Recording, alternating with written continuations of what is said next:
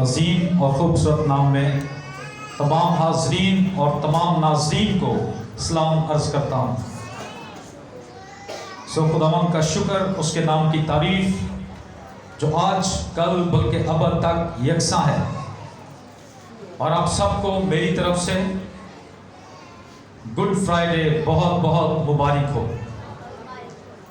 آج کے دن کو مبارک جمعہ کیوں کہا جاتا ہے، جبکہ آج کا دن تو بڑا دکھی دن ہے؟ دوسرے لوگوں کے نزدیک جن کو اس بات کا مکاشفہ نہیں، ان کے نزدیک تو یہ بڑا ہی دکھی دن ہے۔ اس میں آپ تالیاں نہیں بجا سکتے، اس میں آپ بڑا گوشت نہیں کھا سکتے، اس میں آپ اور کئی کام نہیں کر سکتے۔ لیکن خدا کا کلام ہمیں کیا بتاتا ہے؟ اس سے پہلے کہ ہم آج 7واں کلمہ سیکھیں، میرے ساتھ ایک حوالہ نکالیے کہ ہم مبارک جمعہ کیوں مناتے ہیں، یا گڈ فرائیڈے ہم کیوں مناتے ہیں۔ گڈ فرائیڈے کا مطلب ہے کہ اچھا جمعہ، ہاللیلویا، اچھا جمعہ، مبارک جمعہ، لکی جمعہ۔ یہ کیوں ہم مناتے ہیں؟ کلسیوں کا خط اس کا دوسرا باب اور اس کی 13ویں آیت کو پڑھیں گے۔ کلسیوں کا خط اس کا 13واں دوسرا باب اور 13ویں آیت میں لکھا ہے، اور اس نے تمہیں بھی جو اپنے قصوروں اور جسم کی نامختونی کے سبب سے مردہ تھے، اس کے ساتھ زندہ کیا، اور ہمارے سب قصور معاف کیے، اور حکموں کی وہ دستاویز مٹا ڈالی جو ہمارے نام پر اور ہمارے خلاف تھی، اور اس کو صلیب پر کیلوں سے جڑ کر سامنے سے ہٹا دیا۔ اس نے حکومتوں اور اختیاروں اور اپنے اوپر سے اٹھا کر ان کا برملا تماشا بنایا، اور صلیب کے سبب سے ان پر فتح یابی کا شادیانہ بجایا۔ کلام خدا کے پڑھے اور سنے جانے پر خداوند کی خاص برکت ہو۔ آپ نے چھٹا کلمہ سنا، فتح یابی کا کلمہ۔ جب یسوع مسیح نے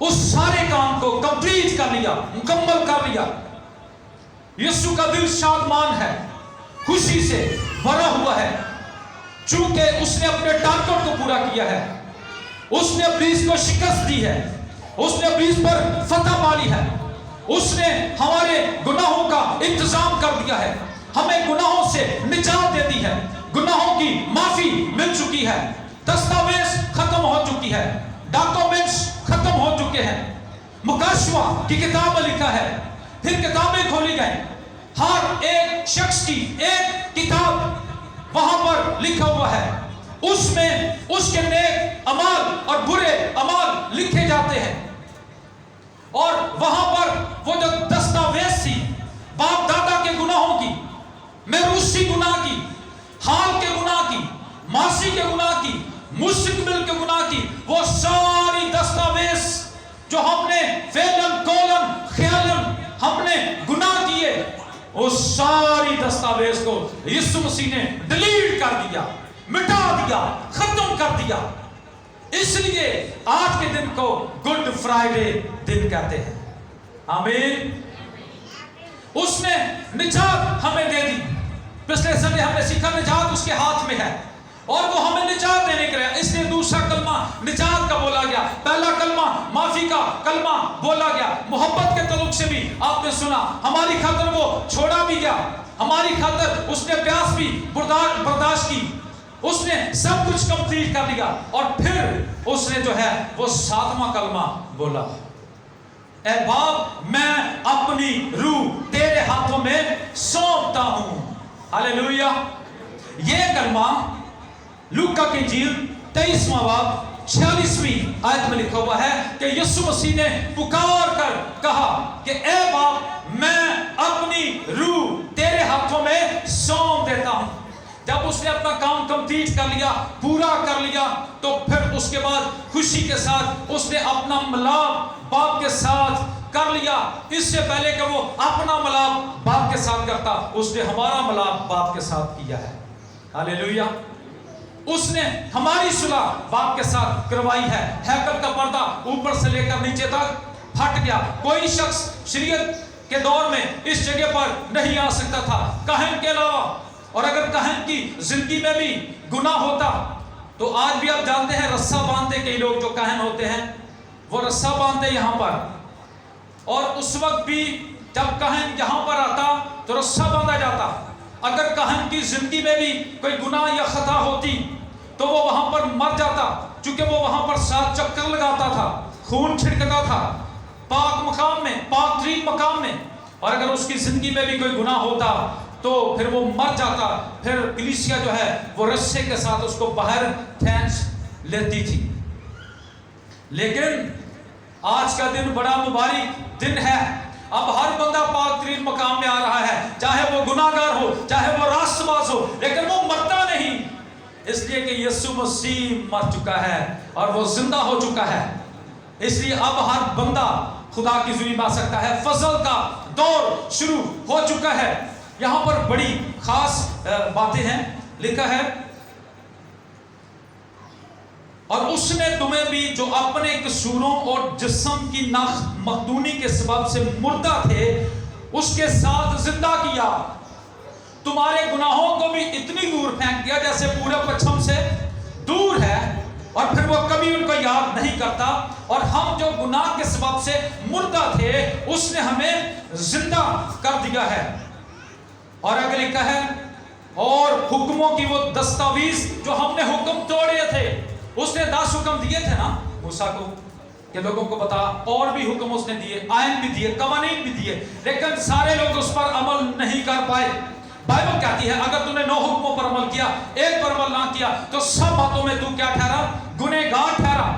اس لیے لکھا ہے حکموں کی وہ دستاویز مٹا ڈالی جو ہمارے نام پر اور ہمارے خلاف تھی۔ گناہ کی مزدوری جو موت تھی اس نے اس کو ختم کر دیا۔ اور آگے لکھا ہے اور اس کو صلیب پر کیلوں سے جڑ کر سامنے سے ہٹا دیا۔ اسی لیے تو پولس کہتا ہے صلیب کا پیغام ہلاک ہونے والوں کے نزدیک تو بے وقوفی ہے، لیکن ہم نجات پانے والوں کے نزدیک خدا کی قدرت ہے۔ ہاللیلویہ۔ اس لیے ہم نجات پا چکے ہیں۔ اور آگے لکھا ہے اور اس نے حکومتوں، یہ اگر آپ افسیوں کا خط پڑھیں تو وہاں پر حکومتوں کا ذکر ہے، اختیار والوں کا ذکر ہے، آسمانی روحانی فوجوں کا ذکر ہے۔ اصل میں ابلیس جو زمین پر بڑی دیر سے بادشاہی کر رہا تھا، جس نے یسوع مسیح کو بھی کہا اگر تو مجھے جھک کر سجدہ کرے دنیا کی شان و شوکت میں تجھے دے دوں گا۔ اصل میں یسوع مسیح ابلیس کی بادشاہی کو نیست کر رہا تھا۔ یوحنا کے خط میں لکھا ہے وہ اس لیے آیا تاکہ ابلیس کے کاموں کو مٹائے۔ آمین۔ اور آگے لکھا ہوا ہے اور حکومتوں اور اختیاروں اور کو اپنے اوپر سے اتار کر ان کا برملا تماشا بنایا۔ ابلیس یہ سمجھ رہا تھا کہ شاید میں یسوع کو کوڑے لگوا کر یا صلیب پر چڑھا کر شاید یسوع کا تماشا کر رہا ہوں، چونکہ جب بدکاروں کو صلیب پر چڑھایا جاتا تھا تو بہت سے لوگ جب بدکار گزرتے تھے تو لوگ گھروں سے باہر نکل کر ان کا تماشا دیکھتے تھے، ایسے ہی نا۔ ابلیس شاید یہ سمجھ رہا تھا، لیکن وہ یہ نہیں سمجھ رہا تھا کہ یسوع نے میرا جو ہے وہ برملا تماشا بنا دینا ہے، میرے منصوبوں کو اس نے کینسل کرنا ہے، فیل کر دینا ہے۔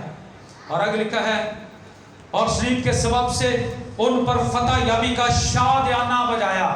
آمین۔ اچھا، یہ جو کلمہ 7واں کلمہ ہے، اس میں سے 2 باتیں۔ پہلی بات میل ملاپ، اور پولس کہتا ہے کہ سب کے ساتھ میل ملاپ رکھو، ایک دوسرے کے ساتھ جمع ہونے سے باز نہ آؤ۔ یہ کلیسیا کو وہ کہہ رہا ہے۔ اور آپ اعمال کی کتاب کو پڑھیں، آپ کو پتہ چلے گا کہ کہ وہ मार्क की किताब की जो पेंटिकॉस्टल कलीसिया थी वो हर रोज हैकल में जमा होने से बाज नहीं आती थी। रसूलों से तालीम पाने, रफाकत रखने, रोटी तोड़ने और दुआ करने में मशगूल रहती थी। आपस में उनका बड़ा मेल मिलाप था। और बाइबल हमें क्या बताती है? ज़बूर नंबर 133 में, आप कौन से गांव में रहते हैं? बोलिए 133 में। और वहां पर क्या लिखा है? क्या ही अच्छी और खुशी की बात है कि भाई हम मिलकर रहें। यह मेल मिलाप का मैसेज है। हालेलुया। पहला मैसेज कौन सा है जी? मेल मिलाप का। और दूसरा मैसेज है फर्माबरदारी का। फिलिपियों के खत में लिखा है कि उसने अगरचे खुदा की सूरत पर था, खुदा के बराबर होने को कब्जा में रखने की चीज ना जाना, बल्कि उसने अपने आप को खाली कर दिया, इंसानी सूरत इख्तियार की, इंसानों के मुशाबे हो गया, खादम की सूरत इख्तियार की।